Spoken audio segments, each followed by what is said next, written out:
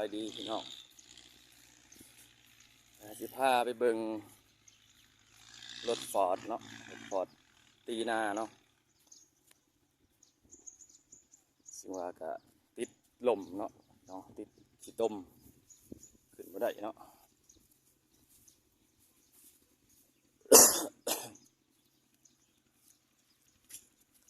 ตอนนี้ก็กำลังมีคันมาดึงอยู่เนาะ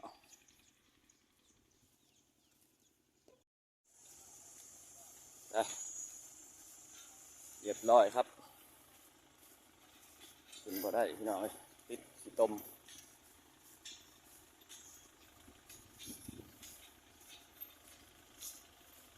รถฟอร์ดตีนาติดลมตอนนี้ก็กำลังหาเพื่อนมาดึงอยู่เนาะ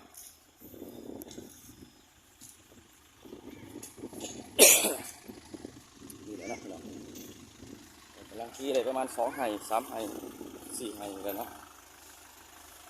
เรียบร้อย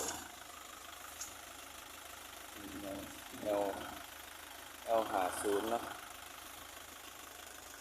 ต้มโอ้เลือกเติบเนาะน้องรีบรอเลยท่านนี้กำลังเริ่มดึงเนาะดึงอ้าวขึ้นบ่ขึ้นเป็นจะไหนเพื่อให้มันลมโอ้ลมตอนนี้กำลังดึงเนาะไปที่ไปดึงถอยหลังตอนนี้เนาะ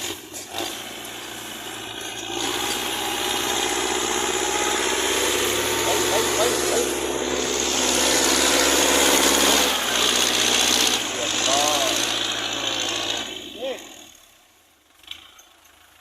อยู่เนาะ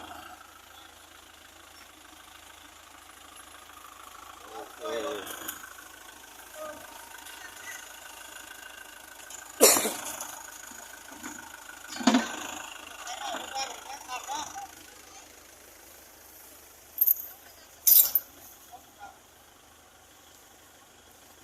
ขึ้นเซยครับมีเดินได้แล้วก็ได้มีหม่องดึงเนาะมีหม่องบืน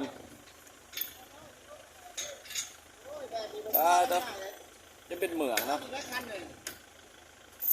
พอมีหมูดึงเนาะก็ได้มีหมูดึงใช่เอาอีกคันนึง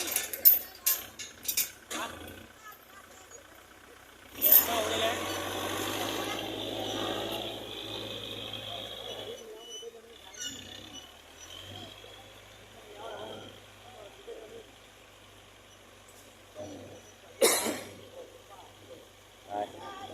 เรียบร้อยขึ้นแล้วพี่น้องเอ้ยตีต่อหน้ากับทางเป็นหน้าต่อเพื่องเนาะต่อเพื่องหน้าแซงทางแบบว่าตียากไงนั่นหนึ่งเนาะ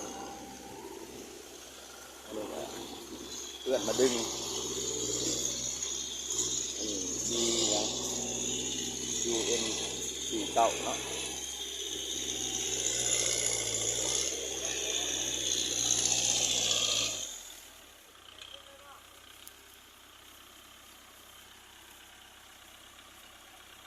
ไปโค้นหายน้อยเลยไอ้เราก็เห็นนะ